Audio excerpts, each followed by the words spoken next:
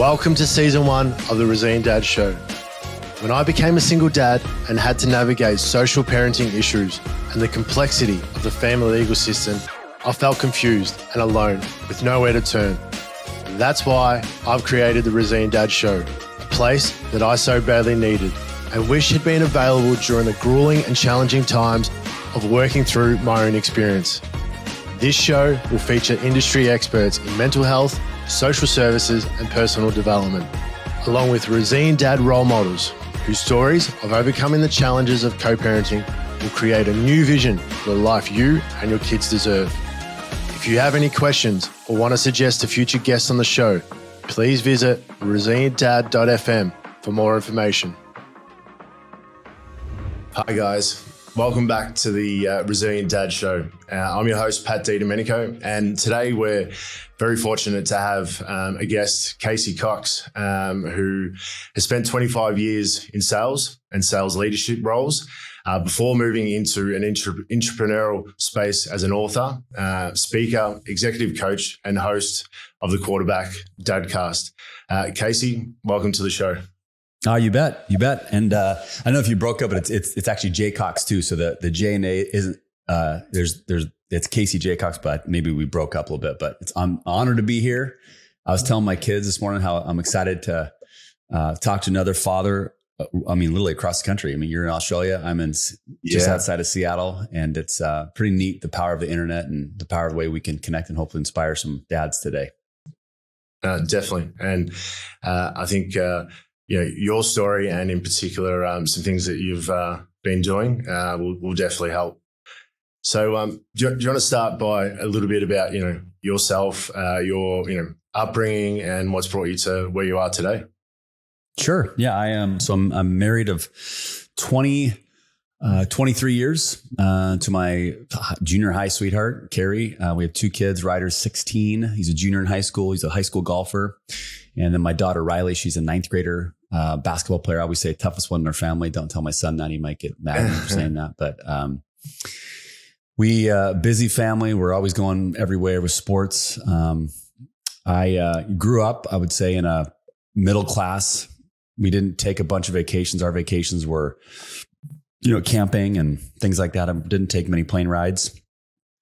Grew up with, parents that kind of really very supportive, taught me some great lessons in life, taught the power of hard work, being organized, never forced me to do anything. It was more just like, let me try a bunch of things, and always did a good job of making it, helping me realize that if I wanted something, I had to go do it. They inspired me to get jobs early in my career and early in my high school career. My buddies used to give me a hard time that I was like, man, things tight. You got like 9 jobs, Case. And, but that was always a fun experience. Obviously lessons learned where maybe you make a bad decision, you get fired from a job when you're 16. But it's funny to look back now; all those moments shape you. I played high school football growing up. Was lucky enough to play in college. Played quarterback at a school called Central Washington University, and then from there moved on to working in business as a sales executive for 20 something years, and then left in March of 2019 to write a book, start a podcast for dads, which you were on my show, which is cool to kind of repay the favor. Yeah. And now I'm providing sales and leadership coaching for companies. And I feel like I'm teaching common sense, but it's not common. And I know we'll probably maybe get into some of that stuff later, but a lot of the things I'm passionate about are the everyday lessons that we've been taught for years. We just forget to do them. I think back to the 1700s, our boy Voltaire, French philosopher, he said that a man is not judged by his or her answers, but by his or her questions. Yet, we're not curious enough as fathers or as relationship builders or as friends. We like to be the, quote, I always say, smartest in the room syndrome, where we tell people what to do versus slowing down, creating space, asking a question, seeing what, and then maybe going deeper, like, tell me more about that. Describe what that is. Versus we ask a question, then we just pounce like a cat on catnip, and doesn't allow for, our kids to speak, doesn't allow for our wives to speak, doesn't allow for relationships to form. And so that's a little bit about me, but I'm loving the work I get to do right now because it's all about serving others. Yeah. And I think definitely with your mindset, you're having a great outcome with being able to help others. And so with your upbringing, you're saying that your parents encouraged you to do different things. Like you're saying, get different jobs earlier on in the piece.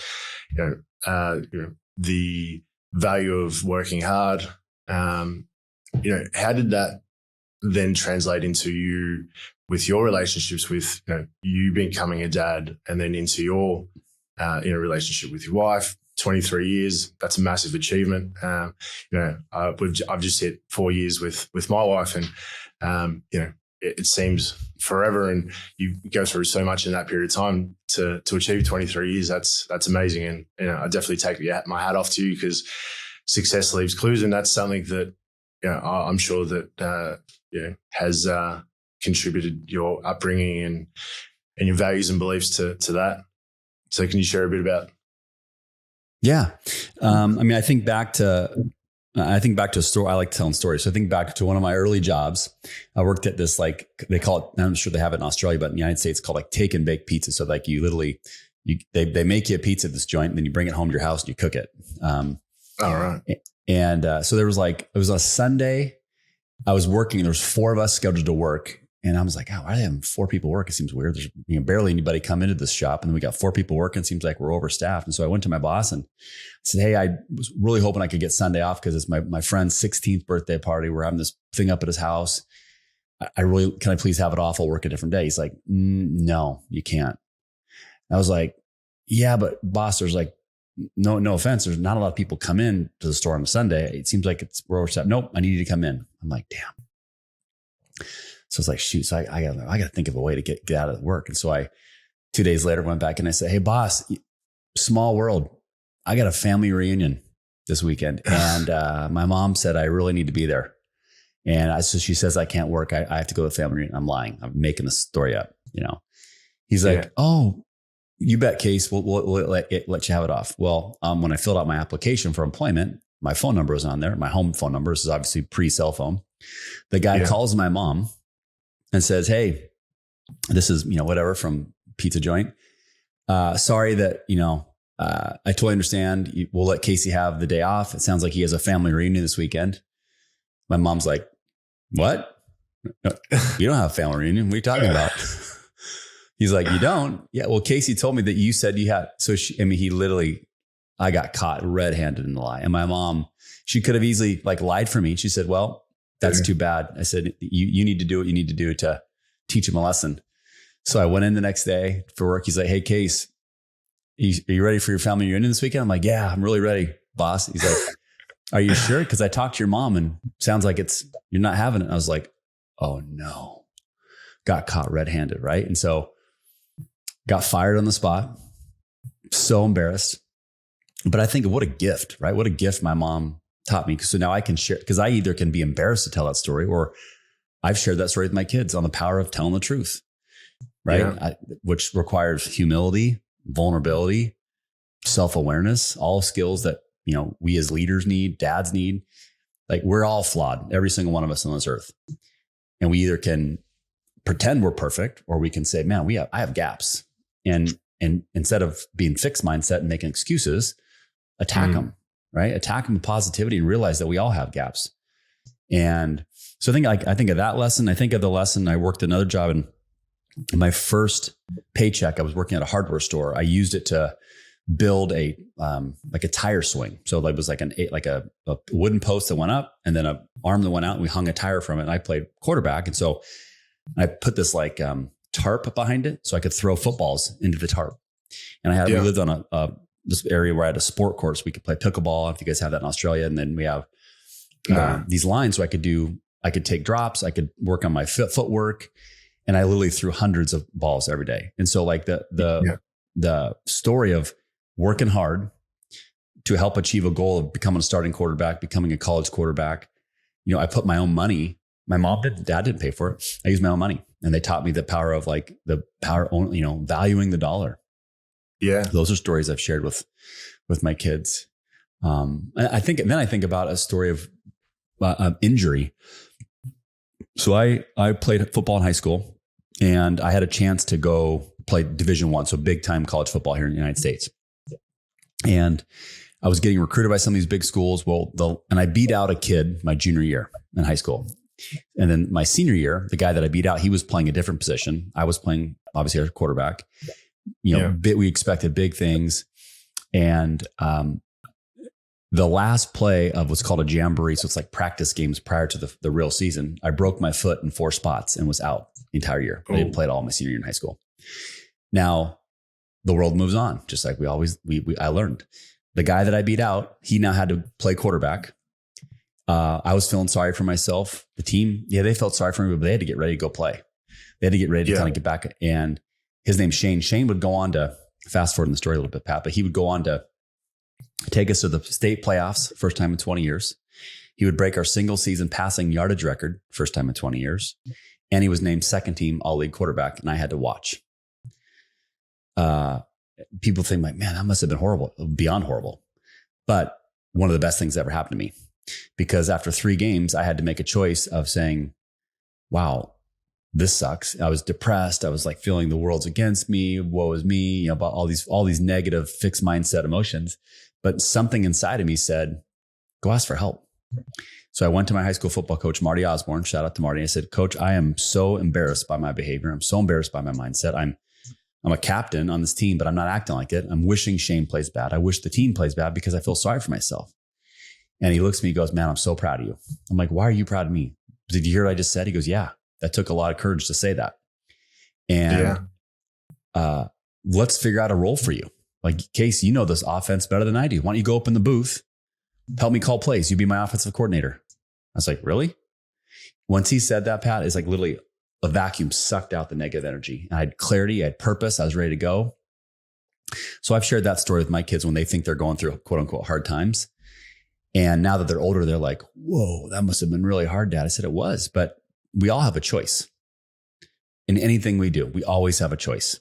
Because sometimes we don't feel like we either are a victim of our own story or the hero, right? And I believe that you said success leaves clues. I totally believe that, right? Let's learn from others. Don't make the same mistakes, right? But if we can share our own gaps with our kids, our friends, or whoever it is, and not be afraid to share those things, because once we overshare, you create space for others to open up and say, wow, I'm going through that same thing. Or I had a friend that went through that same thing. Or, wow, I'm sorry, So like those moments were like our big flashpoint moments for me that I think back to, and they really have shaped who I am. I'm 46 years old. I still remember that story like I told like it was yesterday. I can see myself on crutches. I can see myself in my coach's office having that embarrassing story to tell him.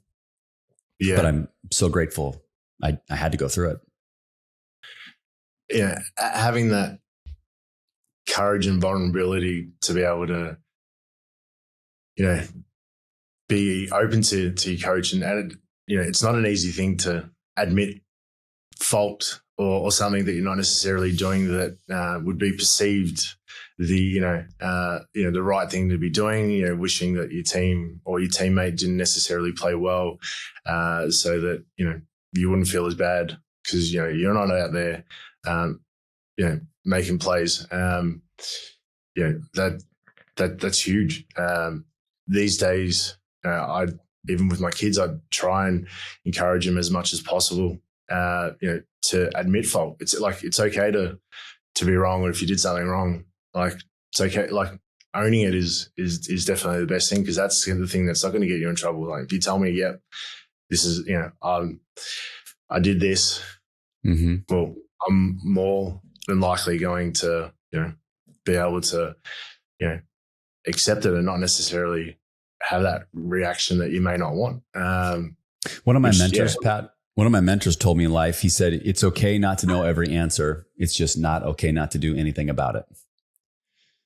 Very good. So simple, but gold, right? I mean, the power of saying, I don't know, or I need help, right? What a gift, right? No one knows everything. But if we can encourage our kids to say, hey, I need help, versus keeping it inside and pretending like we're this like perfect thing, it doesn't exist. And so I think that's our job, or that's our opportunity as dads. Yeah. Or business leaders, or whatever role you play in your community. Go first. Don't be afraid to share your gaps. Don't be afraid to say where you've messed up. You'll inspire other people to then create safe space, remove fear, and share their story. Creates better relationships. Yeah. What a gift to give to your kids to show that you're not that, necessarily that perfect parent that has always done everything right, because obviously that's not true. You've had to learn lessons to get where you are. And what a gift from your mum to not, save your butt necessarily, and, give you the lesson of owning your actions, and there's obviously repercussions for every action, and that was one that you had to learn. But what a great time to learn that at that age, not necessarily in your later adult life. I got another story of shout out to my mom of a powerful about being honest. So I was 11 years old, first time playing like overhand fast pitch baseball. And I'd done like coach pitch before, and it was nice. He made a lob and in there, making it easy. All of a sudden now we're playing, it's like legit baseball. And the dude on the mound looked like 7 feet tall, 500 pounds. And it looked like he was throwing at 7,000 miles an hour. And I was scared. You know what? I was like, oh. And I remember like his first pitch went behind me. I was like, oh my God, I'm going to die. This guy's going to kill me. And somehow he walks me. Somehow I just stand up there so scared. The next at bat, I'm like, there's not a chance. And you know what? I'm going back up there. So I told my coach, God, stomach ache. I'm like, Coach, I can't go out there. I got stomach ache. I'm not going. Oh yeah, no problem, Case. I'm like, sweet. In my mind, like I got out of this. I didn't have to face the guy. Didn't have to face my fears, And on the car ride home, my mom's like, hey, are you feeling better? Oh yeah, Mom. Actually, I made that up. I don't have a stomach ache because I was too scared to face that guy. She's like, you do what? I was like, uh-oh, I felt it. Like and so my mom's like, okay.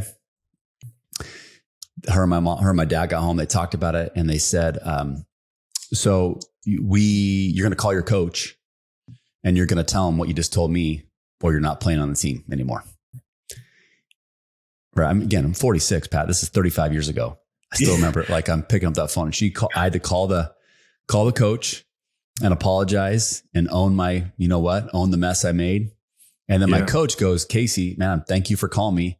To make this officially go away, you're going to apologize to the team before we start practice and tell them what you did. 11 years old. I'm like, this is hardcore stuff. And so literally I had to tell the team that I made it. I faked a stomach ache. I apologized. It won't ever happen again. I mean, talking about a lesson of accountability and humility and embarrassment. And I never was dishonest to another teammate my entire life, ever. That's why even in the book, when I talk about, I don't know if you remember this part, was, I was part of a deal, biggest deal in our company history. A few months later, it's one of the biggest flops. I got too much credit, probably got too much reason it was blame. It was completely out of my control. Client lost budget. Yeah. I use those lessons I've shared with you today in that experience about, hey, be honest, set expectations. I only can do what I only can do. I have a choice over my attitude. Be honest, help, it brought clarity. Mm-hmm. Weird. It was not stressful because I focused on what I can control. I was honest. I was clear with my team. And, one of the best compliments I ever received in my corporate career was when that client, that vice president of that company said, Casey, the day you won this deal, the day you lost it, you're the same guy. Thank you.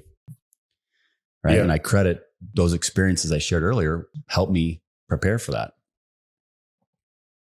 No, and we'll definitely get into the book, because that's in particular, following the golden rule is one that for me really hit home, and of the importance of, like you're saying, that it may seem simple and common sense, but we don't necessarily live those fundamental principles that it's not commonly practiced. Yeah, no, definitely. And so your dad, you've dedicated your this season to your dad on the quarterback dadcast. Mm-hmm. Can you tell us a bit more about him and his influence on you being the dad that you are now?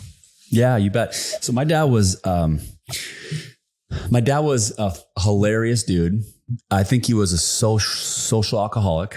The type of alcoholic where it wasn't like abusive, but social. Like, I mean, back during his era in the 70s, and he called them martini lunches. Like, he would go out and him and his clients would get wasted at lunch.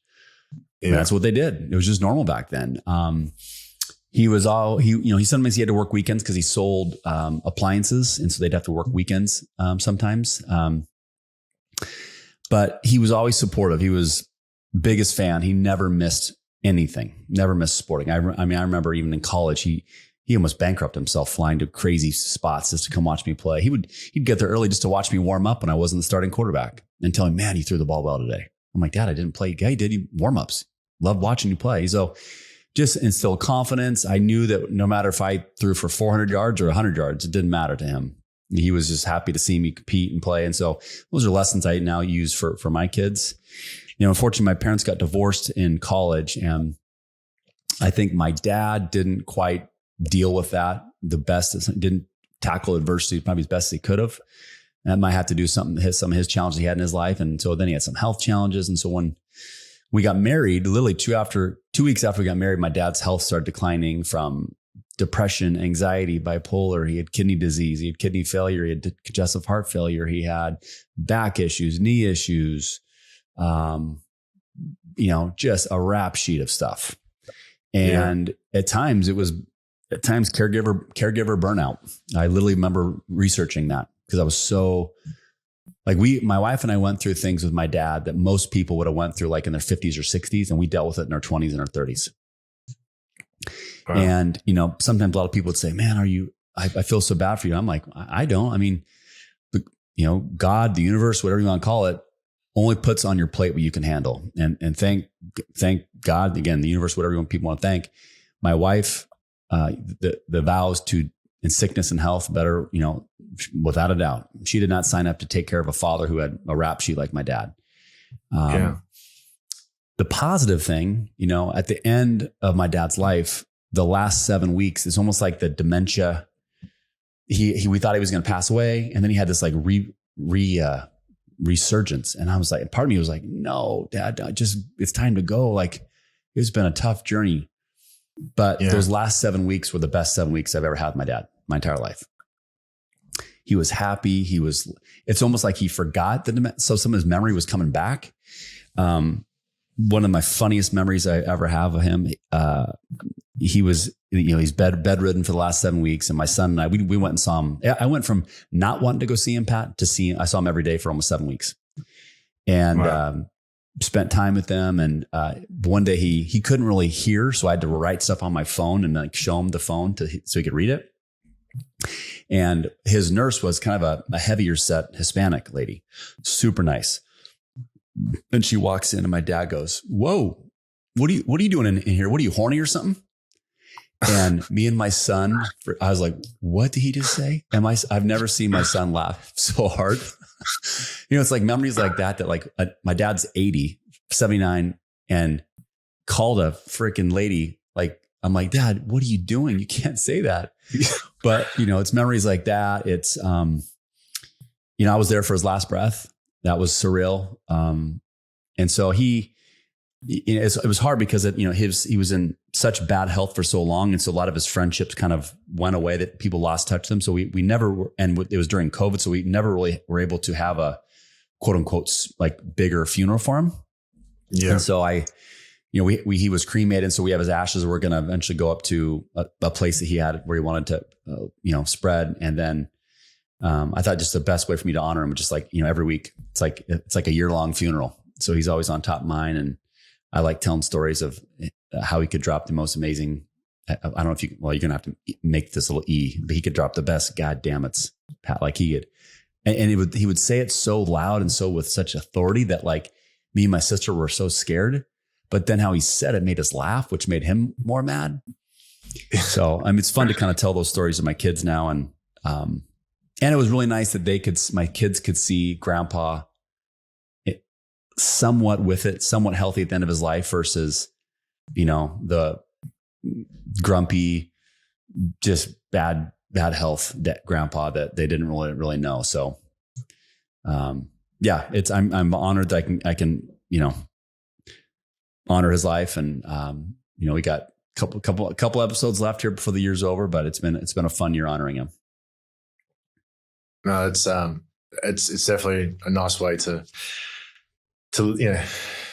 honor him. And do you think presence is him making all those efforts when you're younger, and flying all over the place to watch you play? Is that where maybe you have learned that presence has the most impact on people? Maybe. I think when I think about presence, almost like early in my sales career when my kids were young. And I tell a lot of the people sales leaders or sellers I coach now, but my son was probably 3.5, and my daughter was 1.5. And my wife still worked at the time before she stayed home for a few years to help raise the kids. And I was leaving at like 6 o'clock. So I didn't see my son or daughter before in the morning. Sometimes I'd just be able to, kiss them goodbye. Yeah. And then I'd get home at like 6:45 and they were only awake for like 15, 20 minutes and they were going to bed. And I'm like, and I had a pretty stressful job I had a large book of business I managed, and it was pretty intense for a while. So and I was finding myself like, financially things were great. Rewards were great at the company. Marriage was great. But as a dad, I felt like this sucks. I don't get to see my kids. This isn't fun. And so I remember going to my boss, Angela Aronica, shout out Ange. And I said, hey, I know that you guys love what's going on because I'm making you guys a lot of money. But mentally, I'm not in the best spot because I'm not being a dad. This sucks. And she's like, well, let's figure something out. I'm like, well, what are we going to do? She goes, why don't you leave at 4:00? I trust you. I know you're going to work hard. You're going to figure it out. I'm like, really? But we're not like bankers. I can't work bankers hours. She goes, why not? We can work remote. You have access to our network.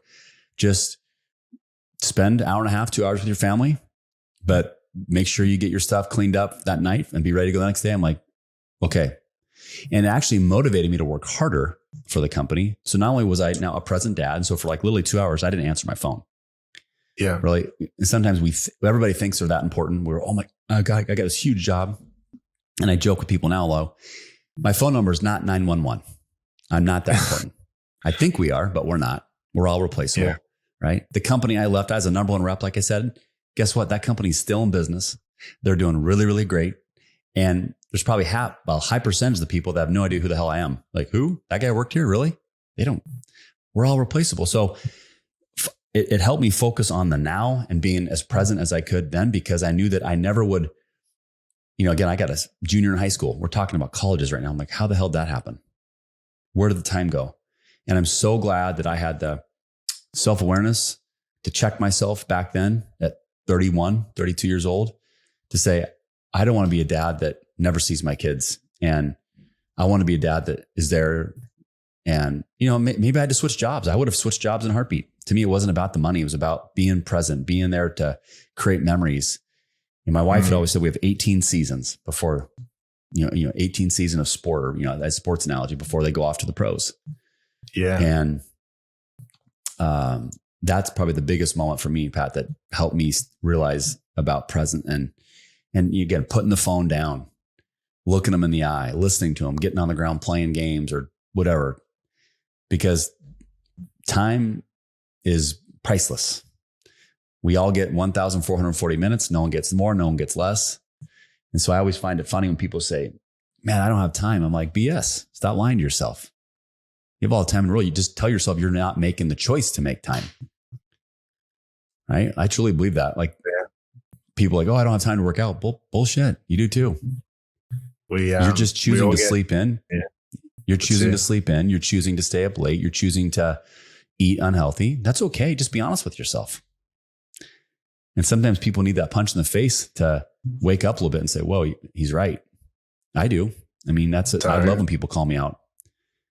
Yeah. It's a healthy way to kind of check that ego.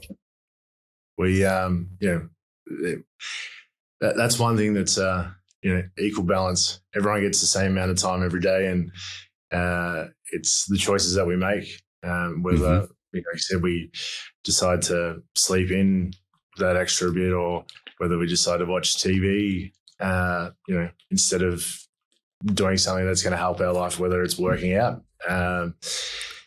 And for me, I've started working from home since the middle of this year, and seeing my boys first thing in the morning, and it may not be for long, but even that little bit of time has made a world of difference. I can see in our relationship building, and being able to have that moment where it's not me them waking up in the morning and I'm not here, and I don't come home till maybe dinner, unless I'm working later, and sometimes I don't get to see them at all.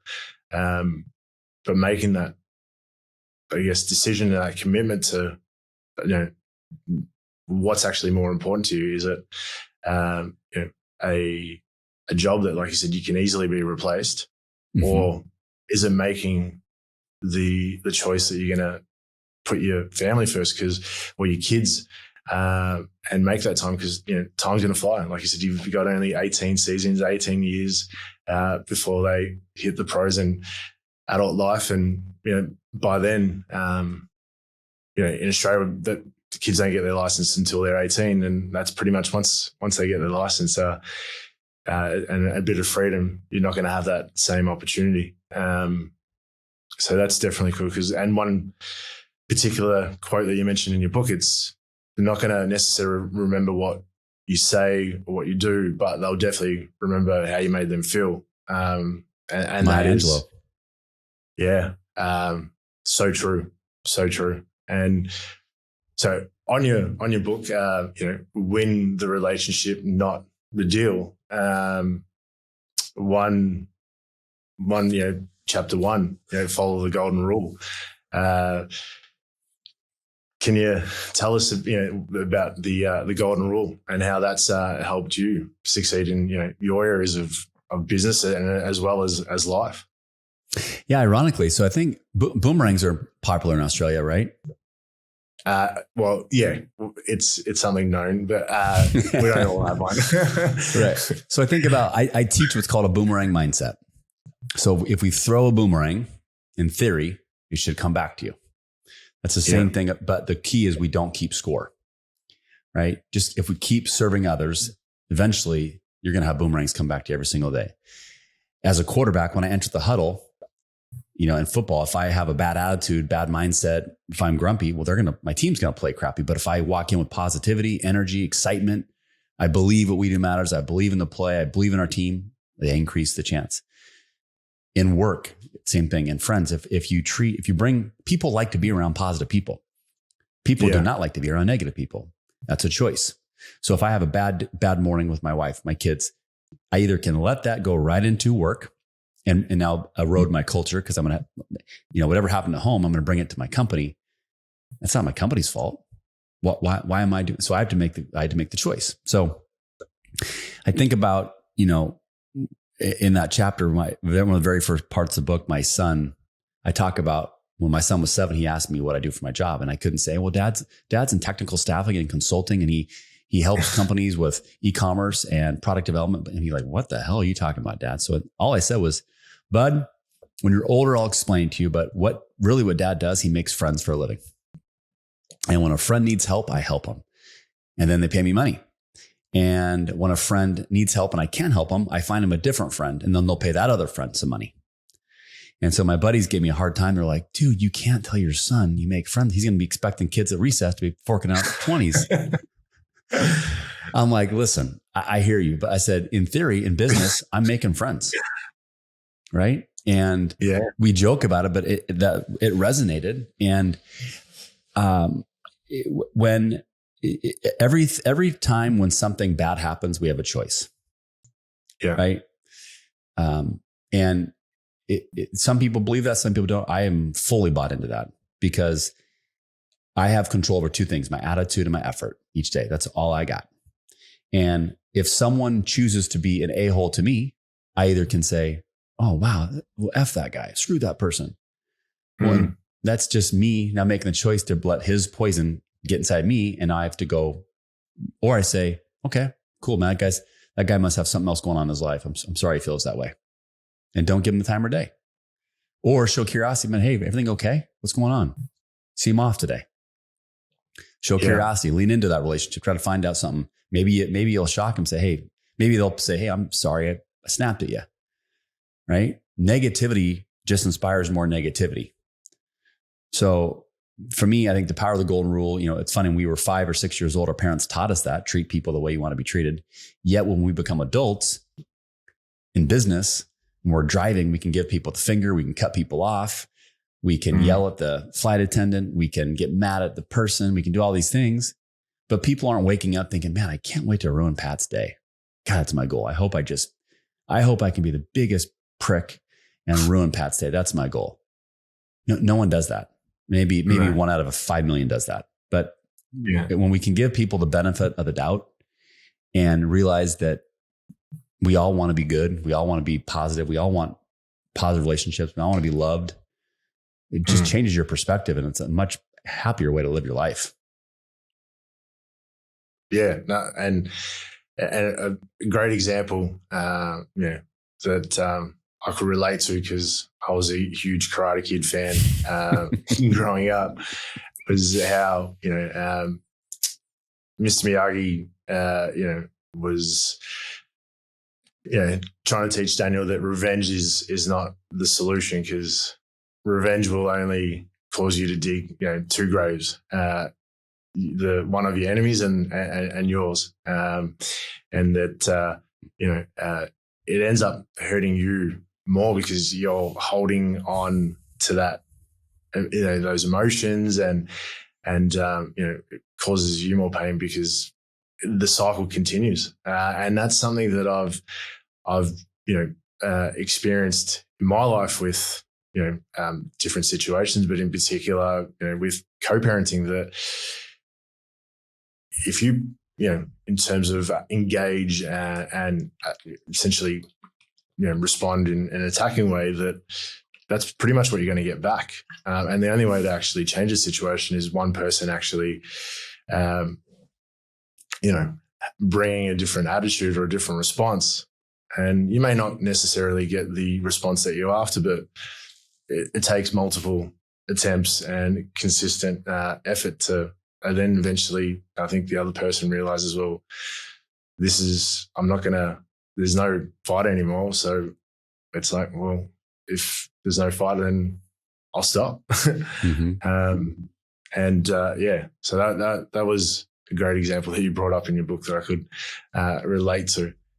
And I think it might be the only book in America, in a business sales book, that actually references the Karate Kid. My buddy's like, how the hell did you do that? I'm like, I'm being me. That's what, again, the power of authenticity. I always tell my kids, the number one reason to be yourself, everybody's already taken. Yeah. Right. So just be you. And so that's me. I'm a little goofy at times. I think most quarterbacks, at least in America, I always joke, we got to screw loose, but we want to be, I like making people laugh. I like having fun around me. I like, and I even tell a story of people, if they've seen the movie Vacation, Chevy Chase, I reference that book, that story in there. And just because I think in anything, to be relatable, you got to find commonality, which leads to rapport, which then leads to trust. Those are all things that we as dads need to do with our kids. I think about I played football, and I could have forced my son to play tackle football and say, you're playing football like your dad. He did flag football till he was 12, and he saw dad's body break down a little bit. I got back issues, and I got some arthritis forming from big hits I took in the 90s. And he was like, I don't know if I want to deal with that. I'm like, good for you. He's a golfer. I was not that good at basketball. My daughter's really good at basketball. So it's like, it's their journey. So we have to meet them where they are by treating them the way we want to be treated. Imagine if someone said, hey, Casey, you're going to go be a veterinarian. You're going to go work on horses. Like, I don't want to do that. You're going to do it.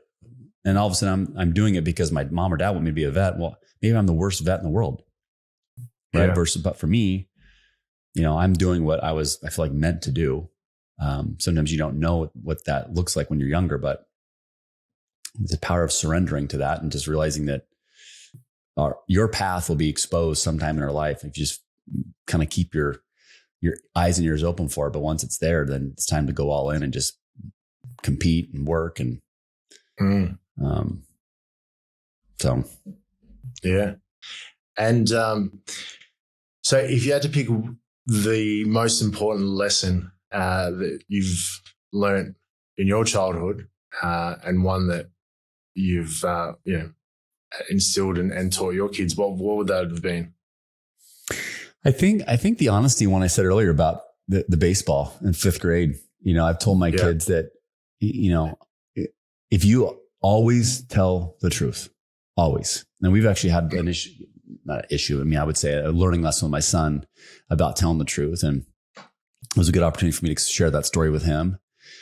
And I mean, listen, we're going to make mistakes. I just try to work with my kids to say, let's just don't make the big ones. Crashing the car, getting pregnant, flunking out of school, stealing, like little mistake, make your mistakes calculated a little bit, like in good environment, like go make a mistake because you're trying to, work hard in sports but like the big mistakes, those we got to avoid those things. And, so I think I like that lesson of me, just power being honest and owning your stuff and realizing that, the sooner that you just tell the truth, then you're only having to remember one story. Yeah. But when we're lying, now we got, okay, what story did I tell? And who did I tell that to? And what did I say? And all of a sudden, like, shoot, what character am I playing versus now you're dead. You're caught right in the middle of the line. Then you look worse. Yeah. So. What a great lesson to definitely pass on. So, where can the audience, reach out to you and, what's the best way to connect? Yeah, I think the best way is just they can go to my website, which is Casey, so Casey, Jacox, JACOX.com. It's a great way to learn about my book, my podcast, the coaching and speaking I do. You can find me on LinkedIn. I'm very active on LinkedIn. And if you're interested in checking out my book, it's on Amazon right now.